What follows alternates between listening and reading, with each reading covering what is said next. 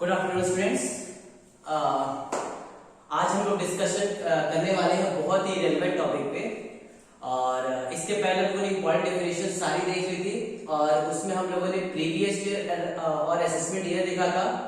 और याद होगा मैंने आपसे बोला था कि जब मैं प्रीवियस ईयर और असेसमेंट ईयर कंप्लीट कर लूंगा तो उसमें कुछ एक्सेप्शंस थे और मैंने कहा था कि इसको हम आने वाली क्लासेस में इसको अच्छे से डील करें क्योंकि बहुत इंपॉर्टेंट और रेलेवेंट टॉपिक है ये। ठीक है, तो आज हम लोग बेसिकली कवर करेंगे हार्डली 10 से 15 मिनट पूरे टॉपिक्स कवर हो जाएंगे, लेकिन ये 15 से 20 मिनट आपको बहुत ध्यान से एक एक बातों को समझना होगा क्योंकि ये आपके लिए बहुत रेलेवेंट टॉपिक है। ठीक है, तो चलिए फटाक से एक बार हम लोग क्विक रिवीजन कर लेते हैं। हम लोगों ने असेसमेंट ईयर प्रीवियस ईयर में क्या देखा था। तो प्रीवियस ईयर और असेसमेंट ईयर में सर आपने बताया था हमें कि प्रीवियस ईयर का मतलब वो होता है, वो ईयर होता है जिस ईयर हम इनकम जनरेट करते हैं, जिस ईयर हम इनकम कमाते हैं, जिस साल हम इनकम अर्न करते हैं। प्रीवियस ईयर वो ईयर या वो फाइनेंशियल ईयर होता है जिस साल हम इनकम अर्न करते हैं, इनकम रिसीव करते हैं, इनकम जनरेट करते हैं या कमाते हैं।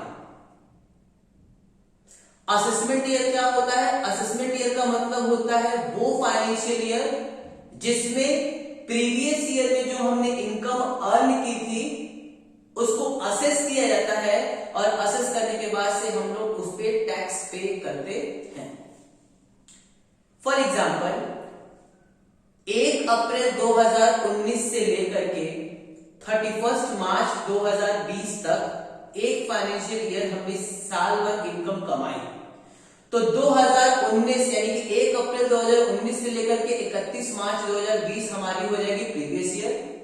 31 मार्च जब खत्म हुआ तो उसके बाद से हमने इनकम को एसेस किया कि भैया तुम कितना इनकम कमाए हो बताओ। तो जिस हिसाब से आपने इनकम बताई उस इनकम पे हम असेसमेंट करते हैं, यानी कि असेस करते हैं, वैल्यूएट करते हैं, कैलकुलेट करते हैं कि कितना आपने इनकम कमाई और उस इनकम पे क्या लगता है? टैक्स लगता है। यानी कि प्रीवियस ईयर में इनकम कमाते हैं और असेसमेंट ईयर में हम लोग टैक्स क्या करते हैं? पे करते हैं। क्लियर? एक बार देख लेते हैं हम लोग। यहां से हमारा साल शुरू हुआ 1 अप्रैल 2019 से 31 मार्च 2020। इस साल हमने इनकम कमाई। इनकम कहां से कमाई होगी? हो सकता है कि हमने सैलरी से कमाई हो सकता है हमने हाउस प्रॉपर्टी से कमाई हो सकता है हमने पीजीबीपी यानी कि बिजनेस एंड प्रोफेशन से कमाया हो सकता है कि मैंने कैपिटल गेन से कमाया हो, या हो सकता है कि मैंने अदर सोर्सेज से कमाया। तो साल भर किसी व्यक्ति ने मेहनत की है और अर्न की है इनकम। ये इनकम जब साल खत्म हुई 31 मार्च 2020, यानी कि इस साल आपने पूरी इनकम कमाई और अब इनकम टैक्स डिपार्टमेंट पूछता है आपसे, इनकम टैक्स डिपार्टमेंट पूछता है आपसे कि चलो बताओ आपने कितनी इनकम कमाई।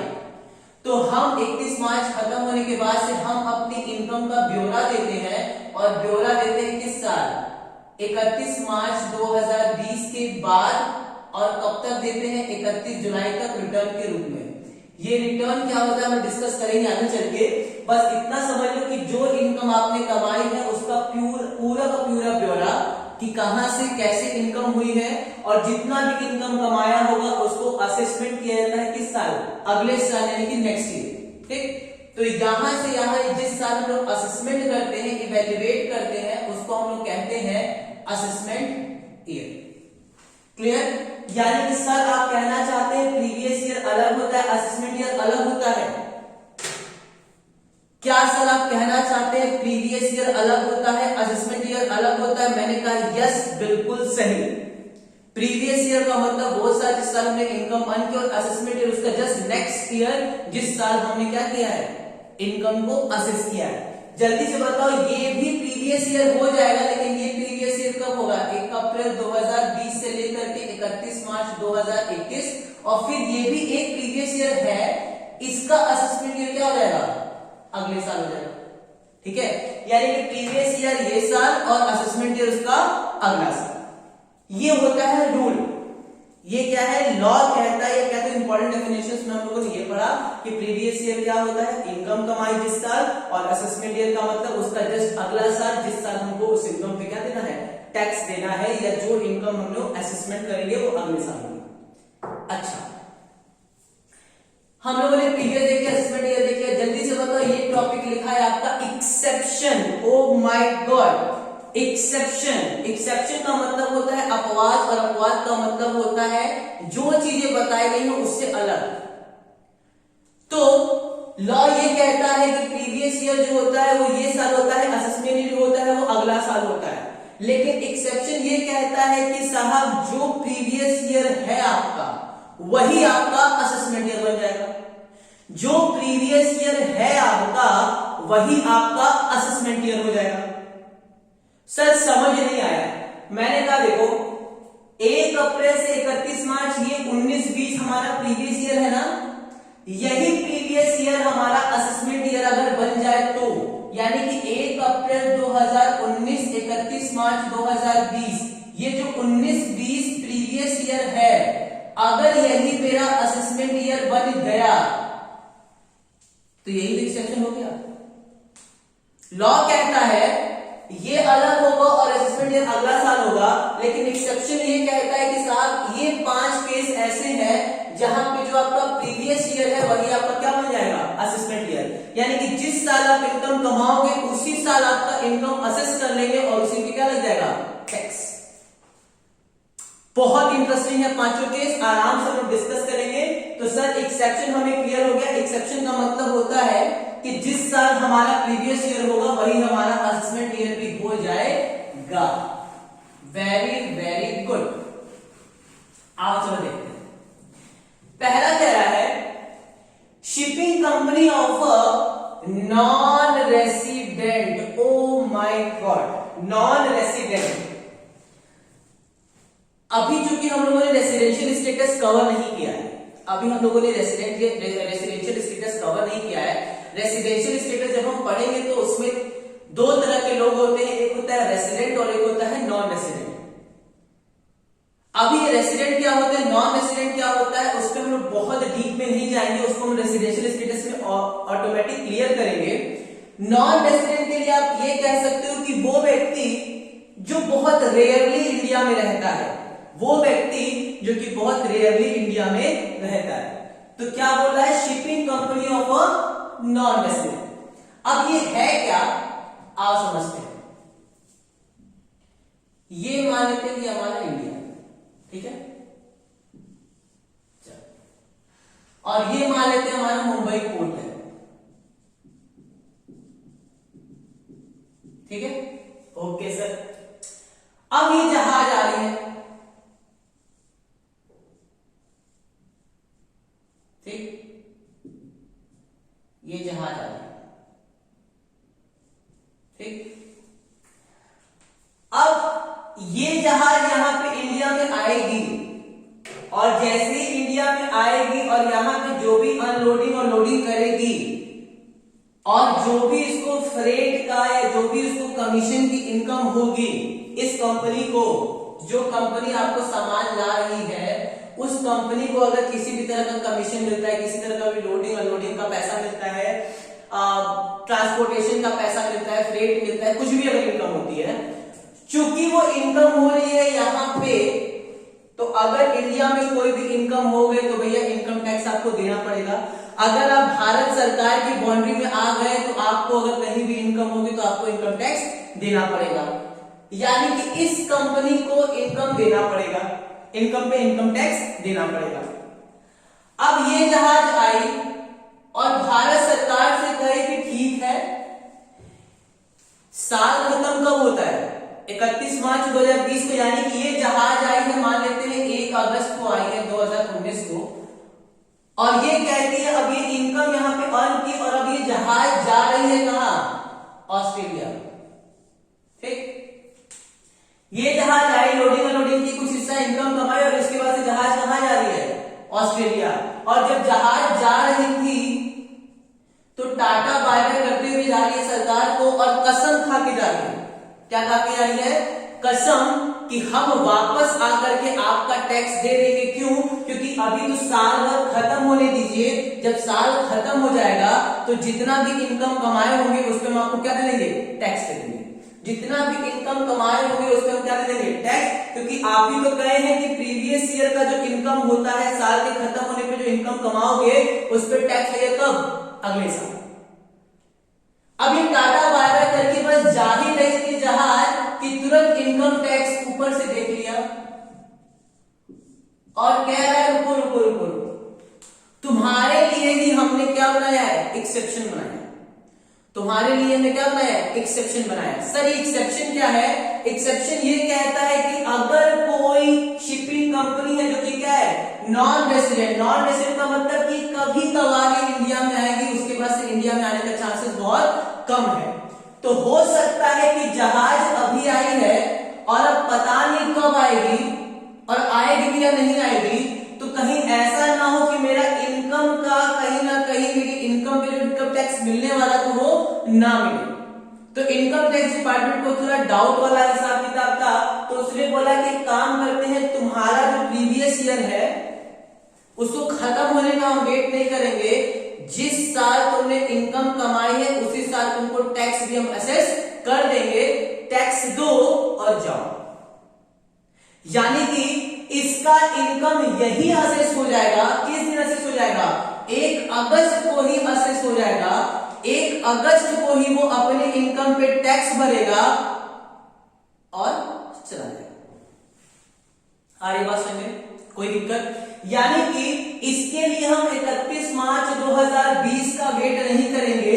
इसके लिए 31 मार्च 2020 का वेट नहीं होगा। क्या होगा? 1 अगस्त 2019 को ही उसका टैक्स असेस कर लिया जाएगा और उसके टैक्स पे करके वो चला जाएगा। ठीक है, आओ जरा प्रोविजन देखते हैं, ध्यान से सुनना। कह रहा है shipping business of a non resident if a ship which carries passenger, livestock, mail और goods from port in India, जो कि कैरी करता है पैसेंजर या तो लाइवस्टॉक या फिर मेल और goods from a port in India. From a port in India यानी कि मुंबई पोर्ट, यानी किसी भी पोर्ट ऑफ इंडिया से वो क्या करता है? पैसेंजर को कैरी करता है, लाइवस्टॉक को कैरी करता है, मेल को कैरी करता है, या कुछ भी अगर कैरी करके ले जाता है।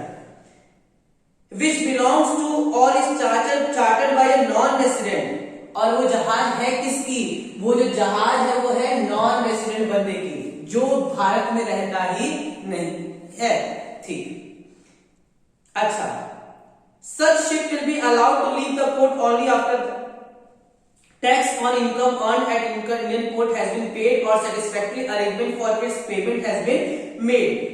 ये जहाज तभी पोर्ट को लीव करेगी, ये जहाज तभी टाटा बाय बाय बोलेगी जब ये टैक्स पे कर देगी इंडियन गवर्नमेंट को।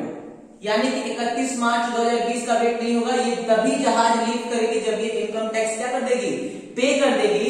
या ऐसा कोई भी मुझे सेटिस्फैक्टरी अरेंजमेंट दिखा दे कि हम आपका पैसा पे कर देंगे, या तो टैक्स पे कर दे या कोई ऐसा सेटिस्फैक्टरी अरेंजमेंट दिखा दे जिससे कि इनकम टैक्स डिपार्टमेंट को लगता है कि ये व्यक्ति मेरा टैक्स पे कर देगा। कोई समस्या? यानी कि पहला केस क्लियर हो गया sir, shipping company of non resident होगा। बच्चों ध्यान देने वाली बात यहाँ पे क्या है? Non resident. अगर यही शिपिंग कंपनी रेसिडेंट हो गई इंडिया की तो ये रूल अप्लाई नहीं होगा। क्यों? क्योंकि रेसिडेंट के केस में तो हमको क्लियर है ना कि वो व्यक्ति यही का रहने वाला है, तो उससे हम टैक्स कभी भी ले सकते हैं। लेकिन नॉन रेसिडेंट केस में हो सकता है कि भैया वो ऑस्ट्रेलिया भाग गया, फिर कभी इंडिया में आए ही ना, तो हमको अब टैक्स मिलेगा नहीं, और अगर टैक्स लेना भी होगा तो हमको ऑस्ट्रेलिया जाना होगा। यानी कि 9 की लकड़ी 90 खर्च। मुझे उससे टैक्स मिलने वाला है 10,000 15,000 और हम 1 लाख रुपया खर्चा करके जा रहे हैं उससे टैक्स लेने के लिए। तो ऐसी बेवकूफी ना हो, इसीलिए बोला गया कि भैया जैसे ही तुम इंडिया लीव करो हमको टैक्स पे कर दो। क्या ये क्लियर है? हाँ सर बिल्कुल क्लियर हो गया, इसमें कुछ भी ऐसा डाउट वाला केस नहीं है।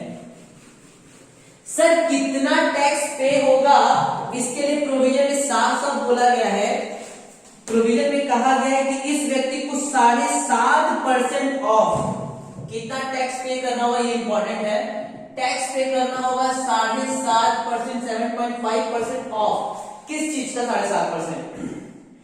टोटल फ्रेट इंक्लूडिंग डिमरेज चार्ज और हैंडलिंग चार्जेस। टोटल फ्रेट का, टोटल फ्रेट, फ्रेट क्योंकि भाई शिपिंग कंपनी को किसका इनकम होगा? ट्रांसपोर्टेशन का इनकम होता है, फ्रेट का इनकम होता है। तो शिपिंग कंपनी को टोटल फ्रेट जो होगा उसका 7.5%, और इस टोटल फ्रेट में डीमरेज चार्ज भी आएगा। Very very important term, demurrage charges. जब हम लोग कस्टम पढ़ेंगे नेक्स्ट सेमेस्टर में, जब हम लोग पढ़ेंगे जीएसटी में, और जीएसटी के अलग से में जब कस्टम पढ़ेंगे, तो कस्टम में हमको डीमरेज चार्ज पढ़ना होगा। और डीमरेज चार्ज में मैं अभी थोड़ा सा बेसिक देता हूं। डीमरेज चार्ज का मतलब होता है कि अगर सपोज ये भारत के पोर्ट पे आपने अपना सामान उतरवा दिया है, तो एक समय दिया जाता है, इतने समय के अंदर में आपको अपना सामान यहां से हटा लेना है। सपोज यहां पे ऐसे जहाज आए, इसने अपना सामान पोर्ट पे रखा, पोर्ट में लिमिटेड जगह होगी। अब क्या है, इसने सामान यहां पे ला करके रख दिया, और उसके बाद से या तो पोर्ट से उसने अपना सामान ही हटवाया, ठीक, या किसी और की जहाज यहां पे रखी है, और ये व्यक्ति जो है वो अपनी जहाज से सामान उतार नहीं पा रहा है, कि दूसरा वाला जहाज जो है वो अपनी सामान उतार नहीं पा रहा है। तो जितना डिले होता है, जितना डिले होता है उस पर क्या लगता है? पेनाल्टी लगती है। जितना भी डिले होता है उस पर क्या लगता है? पेनाल्टी देती है। अगर ये डिमरेज हो रहा है किसकी वजह से? कस्टम ऑफिसर की वजह से या कस्टम डिपार्टमेंट की वजह से अगर डिले हो रहा है, तो उस केस में यहां पे डिमरेज चार्जेस अप्लाई होता है, ठीक। यानी कि पोर्ट से तुरंत सामान, यानी कि जितना समय दिया गया है, अगर उस टाइम पीरियड के बीच में अगर आपने अपना सामान नहीं हटाया, तो उस केस में वहां पे क्या अप्लाई होता है? डिमरेज चार्जेस अप्लाई होता है। तो वही बोला है 7.5% of total freight including demurrage charges. और अगर किस तरह का डिमरेज चार्ज भी हुआ होगा, तो पेनाल्टी जो हुई होगी उसको इंक्लूड करके उसका 7.5% आपको इनकम टैक्स देना पड़ेगा। क्लियर? यस सर, बिल्कुल क्लियर हो गया, इसमें कोई भी दिक्कत नहीं। चलिए next part, person living India. Person living India, ठीक है। चलिए अब आगे बात देखते हैं।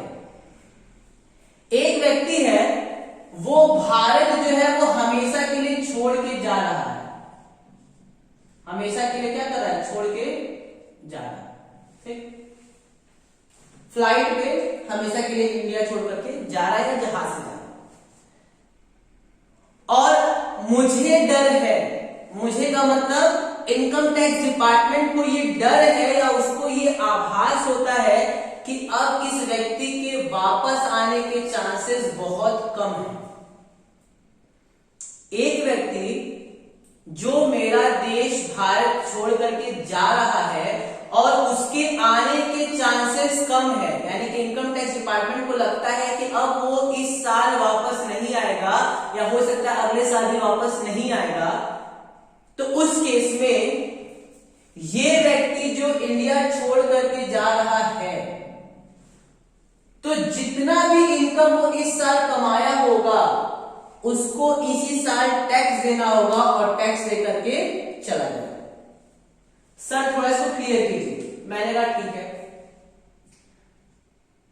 16 अगस्त को इस व्यक्ति की जॉब लग गई। 16 अगस्त को 16 दिसंबर को 16 दिसंबर को इस व्यक्ति की जॉब लग गई। अमेरिका वाले बुला रहे हैं इस व्यक्ति को, आ जाओ बेटा, तुमको वीजा दे दिए हैं और तुम्हारी जॉब लग गई, अब आ जाओ। अब ये व्यक्ति जो है वो 16 दिसंबर तक कहां था? सर 16 दिसंबर तक वो इंडिया में था। 16 दिसंबर तक वो कहां काम किया? सर 16 दिसंबर तक वो मान लीजिए टीसीएस में काम किया। 16 दिसंबर तक वो इंडिया में काम किया, तो कमाया कहां पे? इंडिया में। अब उसको अमेरिका से बुलाया गया एम्प्लॉयमेंट के लिए कि चल बेटा तुम्हारी जॉब लग गई, अब अमेरिका में काम करो। और ये अब अपना देश छोड़ करके कहां जा रहा है? अमेरिका जा रहा है। अब जब अमेरिका जा रहा है तो इनकम टैक्स डिपार्टमेंट को लगता है कि अब इसके वापस आने वापस आने के चांसेस कम है तो सरकार कहती है काम करो बेटा, तुम्हारा हम ईयर एंड होने का वेट नहीं करेंगे, 31 मार्च होने का वेट नहीं करेंगे, तुम 16 दिसंबर तक जितना इनकम कमाए हो उस पे क्या दे दो, इनकम टैक्स दे दो और यहां से चले जाओ। यानी कि अगर कोई व्यक्ति इंडिया छोड़ करके जाता है फॉर एम्प्लॉयमेंट पर्पस या किसी भी पर्पस से और इसके वापस आने के चांसेस इनकम टैक्स डिपार्टमेंट को लगते हैं कम है, तो उस केस में इनकम टैक्स डिपार्टमेंट साल के खत्म होने का इंतजार नहीं करता है, जितना भी समय आप इंडिया में थे उस साल उतने समय का इनकम निकाल करके उस पर इनकम टैक्स पे कर दो और काम खत्म। ठीक, यानी कि इस केस में हम असेसमेंट ईयर अगले साल का वेट नहीं करते हैं, उसके प्रीवियस ईयर यानी कि इसी साल को उसका असेसमेंट ईयर बना दिया जाता है। यानी कि इस व्यक्ति को 1 अप्रैल से लेकर के 16 दिसंबर तक जितनी भी इनकम हुई होगी उस इनकम पे उसको इनकम टैक्स देना होगा, टैक्स दो और जाओ। क्लियर हो गया? यानी कि प्रीवियस ईयर और असेसमेंट ईयर का क्या हो गया, सेव हो गया, इसमें भी कोई दिक्कत नहीं है। ठीक, चलिए नेक्स्ट हमारे पास टॉपिक है, इसको थोड़ा अगर देखना चाहे तो देख सकते हैं। कहता है person living in India, section है 174 और उसका याद रखिएगा 172 था सेक्शन लिख लीजिए आप, इसका था 172 और इसका है 174। ठीक, क्या कहता है section 174? It appears to the assessing officer that any individual may leave India during the current assessment year or shortly after its expiry. भाई इंडिया छोड़ देगा। ठीक, अच्छा, he has no present intention of returning to India. He has no present intention to returning to India. उसका कोई अभी intention नहीं है इंडिया में वापस आने का। Then the total income of such individual up to the probable date of his department from India shall be assessed in income tax in the assessment year. काम खत्म। कोई कह रहे का मतलब है कि उस केस में हम उसका इनकम क्या कर देंगे, असेस कर देंगे उसी साल जिस साल उसने इनकम को अर्न किया था। तीसरा, income of an AOP, BOI और जुडिशियल आर्टिफिशियल पर्सन। सर ये हम लोग कहां पढ़े थे? सर हम लोग ये सेक्शन, ये हम लोग इसके बारे में पढ़े थे पर्सन्स की डेफिनेशन में। सर पर्सन में कौन कौन आता है एक बार क्विक रिवीजन कर लेते हैं हम लोग। ठीक है, एक बार हम लोग क्विक रिवीजन कर लेते हैं। ओके, सो नेक्स्ट हमें डिस्कस करना है थर्ड जो केस है हमारे पास है income of an AOP, BOI और जुडिशियल आर्टिफिशियल पर्सन। ठीक, इसको हम लोगों ने डिस्कस किया था जब हम लोग पर्सन की डेफिनेशन देख रहे थे, तो बहुत अच्छे से डिस्कस हम लोगों ने किया था कि एओपी क्या होता है, बीओआई क्या होता है और आर्टिफिशियल जुडिशियल पर्सन क्या होता है। एओपी का मतलब हो गया एसोसिएशन ऑफ पर्सन, बीओआई का मतलब होता है बॉडी ऑफ इंडिविजुअल और जुडिशियल आर्टिफिशियल पर्सन का मतलब कि कोर्ट ने किसी एक पर्टिकुलर व्यक्ति को बोल दिया कि तुम इसके बिहाफ पे उसके लीगल गार्जियन हो। जैसे माइनर केस में मैंने बताया था कि माइनर केस में जो एक लीगल गार्जियन होते हैं, ट्रस्ट हमने कोई बना दिया, कोई बोर्ड हमने बना दिया, श्राइन ट्रस्ट बोर्ड होता है, वैष्णो देवी का एथनिक ट्रस्ट बोर्ड होता है, वो सब किसमें आ जाएंगे, जुडिशियल आर्टिफिशियल पर्सन। ये तीनों के तीनों बने किस लिए हैं? Form for a particular purpose, किसी पर्टिकुलर पर्पस के लिए उनको बनाए गए थे और वो पर्पस कंप्लीट हो गया। एओपी, बीओआई या आर्टिफिशियल जुडिशियल पर्सन किसी एक पर्टिकुलर पर्पस के लिए बनाए गए थे और जैसे ही वो पर्पस कंप्लीट हुआ हम उसको डिसॉल्व कर देते हैं। जब डिसॉल्व कर देते हैं तो उस केस में हम उनके फाइनेंशियल ईयर एंड होने का वेट नहीं करते हैं। जिस साल उनका फाइनेंशियल ईयर, जिस दिन उनका बिजनेस पर्पस कंप्लीट हुआ या जिस दिन वो डिसॉल्व कर रहे हैं उसी दिन तक की हम उनकी इनकम निकाल कर देते हैं और उस इनकम पे टैक्स कलेक्ट कर लेते हैं। फॉर एग्जाम्पल 15 अगस्त को उनका पर्पस कंप्लीट हो गया और वो अपने एओपी, बीओआई या आर्टिफिशियल जुडिशियल पर्सन जो है वो डिसॉल्व हो रहे हैं, बंद हो रहे हैं। तो जब वो डिसॉल्व हो रहे होंगे तो 1 अप्रैल 2019 से लेकर के 15 अगस्त तक जितनी भी इनकम कमाई गई होगी उस पे टैक्स लगाने के लिए हम 31 मार्च 2020 का वेट नहीं करेंगे, यानी कि प्रीवियस ईयर एंड होने का, फाइनेंशियल ईयर एंड होने का वेट नहीं करेंगे। जैसे ही होगा वैसे ही हम उस पे क्या लगा देंगे, टैक्स। यानी कि 1 अप्रैल 2019 से लेकर के 15 अगस्त 2019 की जो इनकम होगी उसका प्रीवियस ईयर होगा तुम्हारा 19-20 और यही इसका असेसमेंट ईयर भी हो जाएगा 19-20, यानी कि इस इनकम पे इसी साल क्या लग जाएगा, टैक्स लगेगा। ठीक, और ये था हमारा एक्सेप्शन के केस। नेक्स्ट हमारा है person transferring property to avoid tax. Person transferring asset to avoid tax. सबसे पहले आते हैं अवॉइडेंस, या अवॉइड कह सकते हो या कह सकते हैं इवेजन। हालांकि दोनों में डिफरेंस होता है बट फिर भी हम लोग यहाँ पे एक दोनों को एक मानते हैं। अवॉइडेंस और इवेजन में डिफरेंस होता है, लेकिन हमारे अभी इस कंसेप्ट के लिए मान लेते हैं कि जो हमारा टैक्स इवेजन और टैक्स अवॉइडेंस क्या है, सेम।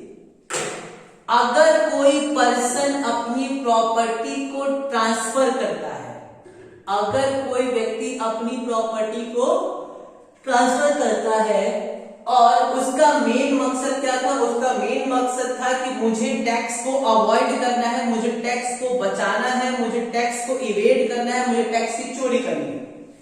तो अगर ऐसा कोई भी प्रॉपर्टी देखा जाएगा, ऐसा कोई भी ट्रांजेक्शन देखा जाएगा जहां पे मुझे लगता है कि टैक्स चोरी करने के लिए किया जा रहा है, तो उस केस में हम फाइनेंशियल ईयर एंड होने का वेट नहीं करेंगे, उस साल उस पे टैक्स हम उसी समय लगा देंगे। आप समझते हैं? फॉर एग्जाम्पल, कोई व्यक्ति चोरी करने आया आपके घर पे, एग्जाम्पल देखो बड़े बेकार है। कोई व्यक्ति चोरी करने आया आपके घर में और उसने चोरी कर लिया है, 15 अक्टूबर को आया और चोरी कर लिया। 15 अक्टूबर को आपने चोर को पकड़ लिया, 15 अक्टूबर को आपने चोर को पकड़ लिया। अब आप उस चोर से क्या कहते हो कि रुको अभी नहीं तुमसे टैक्स लेंगे, अभी तुमसे हम कोई भी जेल में नहीं बंद करेंगे, तुम्हारे साथ अभी कुछ भी नहीं करेंगे, तुम्हारे साथ हम कब करेंगे, जब साल खत्म होगा तब। यानी कि तुम अभी चोरी करके जा सकते हो, तुमको हम अभी जेल में बंद नहीं करेंगे, तुम्हारे ऊपर अभी कुछ भी नहीं करेंगे, तुमको एज इट इज जाने देंगे। और किसका वेट करेंगे, 31 मार्च का। जब 31 मार्च एंड होगा तब हम उसका क्या करेंगे, कैलकुलेशन वाला हिसाब किताब करेंगे। आगे बात सुनिए, देखो ये बताओ, समझ आप लोगों ने एग्जाम दिया है, हाँ सर हम लोगों ने एग्जाम दिया है। आप एग्जाम दे रहे हो और कोई बच्चा चीट लेकर के आया है, एकदम बेसिक तरीके समझते हैं। एग्जाम एंड होने का समय क्या होता है, मान लेते एग्जाम शुरू होता है 12 बजे से, तो एंड कितने बजे होता है, 3 बजे से। ठीक है सर, 12 से स्टार्ट होता है, 3 बजे एंड होता है। कोई व्यक्ति नकल करते हुए चिट लेकर के आया था, पूरा लिख के आया था कॉपी में, और वो 1 बजे पकड़ा गया चिट के साथ, तो एग्जामिनर क्या कहता है कि नहीं, नियम तो ये कहता है कि 3 घंटे तक आप पूरा पेपर दे दो, 3 घंटे के बाद पेपर देने के बाद से हम उसके बाद हम असेस करेंगे कि तुम चिट लाए थे कि नहीं लाए थे, हम उसको देखेंगे कि तो वो था या नहीं था, उसके हिसाब से हम अपना तुमसे जो भी करना हो वो करेंगे। ऐसा होता है, या 1 बजे जैसे ही वो व्यक्ति पकड़ाया इलीगल काम करते हुए, वैसे ही हमने उसको क्या कर दिया, डिबार कर दिया एग्जाम देने से। यानी कि सिंपल कंसेप्ट है, अगर कोई व्यक्ति इलीगल काम करते हुए पकड़ाया तो हम उसका फाइनेंशियल ईयर एंड होने का वेट नहीं करते हैं, उससे उसी समय टैक्स लेते हैं जिस साल उसको इनकम, जिस समय उसको इनकम हुई। तो अगर कोई व्यक्ति टैक्स इवेड करते हुए या टैक्स अवॉइड करते हुए पकड़ाता है, तो उस केस में हम उससे टैक्स उसी समय लेते हैं जिस समय उसने अवॉइड किया है, ना कि हम ईयर एंड होने का वेट करते हैं। ठीक, तो ये तो तुम्हारा topic person transferring property to avoid tax. अगर कोई व्यक्ति ऐसा करते हुए पाया तो उस केस में हम उससे टैक्स उसी प्रीवियस ईयर में ले लेंगे और उसी प्रीवियस ईयर में हम उसका असेसमेंट भी कर देंगे, यानी कि दोनों के दोनों क्या हो जाएगा, सेम हो जाएगा अगर कोई व्यक्ति टैक्स अवॉइड करते हुए पकड़ाता है तो, क्योंकि हम उसके ईयर होने का वेट नहीं करेंगे। लास्ट है आपका डिसकंटिन्यूड बिजनेस और प्रोफेशन। डिसकंटिन्यूड बिजनेस और प्रोफेशन, जैसे अभी हम लोगों ने पढ़ा था एओपी और बीओआई कि किसी एक पर्टिकुलर पर्पस के लिए वो बने थे, जैसे ही पर्पस पूरा हुआ हमने उसको डिसॉल्व कर दिया और जितनी भी इनकम आपने अर्न की थी उसमें हमने टैक्स ले लिया। उसी हिसाब से अगर कोई बिजनेस अपना डिसकंटिन्यू करता है, बंद करता है, अब सोचो कि कोई व्यक्ति है जिसने अपने बिजनेस को बंद कर दिया, उसने अपनी बैलेंस शीट क्लोज कर दी, प्रॉफिट एंड लॉस बना लिया, सब कुछ हो गया। अब इस बिजनेस को बंद करना है, इस बिजनेस को क्या करना है, बंद करना है, बड़ा सा ताला लगाना है, बंद करना है बिजनेस। अब उसको सारे ड्यूज अपने क्लियर करने हैं। अब जब ड्यूज क्लियर करने होते हैं उसी में एक ड्यू होता है आपका इनकम टैक्स का, वो भी एक ड्यू होता है आपका जो आपको पे करना है। अब जब वो टैक्स ड्यू करने की बात हो रही है तो हम कहते हैं कि नहीं, आज तो तारीख 15 अक्टूबर है, आज कौन सी तारीख है, 15 अक्टूबर। 15 अक्टूबर को तुम अपना बिजनेस बंद तो कर रहे हो, लेकिन इस पे टैक्स हम कब निकालेंगे, 31 मार्च को निकालेंगे, जब ईयर क्या होगा, एंड होगा। क्योंकि लॉ ये कहता है कि प्रीवियस ईयर में आप इनकम कमाते हैं और असेसमेंट ईयर में आपका टैक्स असेस होता है, तो इसका प्रीवियस ईयर 31 मार्च को एंड होता। ये व्यक्ति ने बिजनेस कब बंद कर दिया, 15 अक्टूबर को। अब 15 अक्टूबर से 31 मार्च तक बेटा वेट करेगा वो बैठ के कि कब मेरा टैक्स ड्यू होगा और कब मैं उसको पे करूंगा और तब मैं अपने बिजनेस को लिक्विडेट करूंगा। इतना वेट ना करना पड़े, इसीलिए इनकम टैक्स डिपार्टमेंट ने बोला कि अगर आप अपने बिजनेस को डिसकंटिन्यू कर रहे हो तो एक काम करो, 1 अप्रैल से लेकर के 15 अक्टूबर तक की इनकम निकालो, उस इनकम पे टैक्स भर दो, टैक्स जमा करो और निकल दो। यानी कि इस केस में इसका भी प्रीवियस ईयर जो है वो 19-20 ही रहता है और असेसमेंट ईयर भी कितना होता है, 19-20 ही रहता है। किस केस में, अगर वो बिजनेस अपना डिसकंटिन्यू या फिर बंद कर रहा है तो। क्लियर हो गया। ये 5 केस ऐसे होते हैं जहां पे आपका प्रीवियस ईयर जो होता है वही आपका असेसमेंट ईयर हो जाता है। इनके अलावा जितने भी केसेस होते हैं वहां पे आपका प्रीवियस ईयर अलग होता है और असेसमेंट ईयर अलग होता है। क्या क्या चीजें पढ़े, एक बार क्विक रिवीजन करते हैं। पहला केस हम लोगों ने पढ़ा था कि नॉन रेसिडेंट शिपिंग कंपनी है जो कभी कभी इंडिया में आता है, तो उस केस में 7.5% की हम इनकम पे टैक्स लगा देंगे और इनकम में आपका फ्रेट आएगा और डिमरेज चार्जेस भी इंक्लूड हो जाएगा। दूसरा हम लोगों ने पढ़ा था, अगर कोई व्यक्ति इंडिया को छोड़ करके पर्सन लिविंग इंडिया और हमें इंटेंशन है कि वो अब वापस नहीं आएगा, तो उस केस में भी हम उसके प्रीवियस ईयर जो इस साल उसने इनकम कमाई है उस पर इसी साल टैक्स ले लेंगे और उसको विदेश जाने के लिए छोड़ देंगे कि अब आप विदेश जा सकते हैं, तो उसका प्रीवियस ईयर असेसमेंट ईयर भी क्या हो जाएगा, सेम हो जाएगा। नेक्स्ट हम लोगों ने पढ़ा एओपी, बीओआई और आर्टिफिशियल इंटेलिजेंस पर्सन जो किस लिए बनाए गए हैं, वो इसलिए बनाए गए हैं क्योंकि एक स्पेसिफिक पर्पस के लिए बने थे। जिस दिन वो पर्पस पूरा हुआ आपने अपने एओपी बीओआई को डिसॉल्व किया और जैसे डिसॉल्व किया आपने इनकम पे इनकम टैक्स दिया और आपने अपना बिजनेस बंद कर दिया। यानी कि ये और ये ऑलमोस्ट भाई के जैसे है। डिसकंटिन्यूड बिजनेस का मतलब यही होता है कि मैं अब अपना बिजनेस बंद करने जा रहा हूं, तो मैं 31 मार्च का एंड होने का वेट नहीं करता हूं, बल्कि जिस दिन मैंने बंद किया 1 अप्रैल से लेकर के उस दिन तक का इनकम निकालता हूं और उस इनकम पे क्या देता हूं, टैक्स दे देता हूं। यानी कि इस साल में मैंने जिस प्रीवियस ईयर में अर्न किया उसी प्रीवियस ईयर में हमने क्या कर दिया, उसी असेसमेंट ईयर में हमने टैक्स दे दिया। ठीक। और लास्ट हम लोगों ने बताया था person transferring asset to avoid tax. ऐसा कोई भी मुझे ट्रांजैक्शन दिखता है, ऐसा कोई भी मुझे ट्रांजैक्शन दिखता है जहां इनकम टैक्स डिपार्टमेंट को लगता है कि ये व्यक्ति जो है वो टैक्स अवॉइड कर रहा है या टैक्स की चोरी कर रहा है, तो उस केस में हम उसी साल उसके इनकम पर टैक्स लगा देते हैं, ना कि अगले साल होने का वेट करते हैं। बहुत रेलेवेंट टॉपिक था और इस तरीके से आपका इंट्रोडक्शन पार्ट जो है इनकम टैक्स का वो कंप्लीट होता है। नेक्स्ट जो क्लास होगी हमारी वो मोस्ट इंपॉर्टेंट क्लास होगी, क्योंकि उसमें हम डिस्कस करेंगे रेसिडेंशियल स्टेटस के बारे में।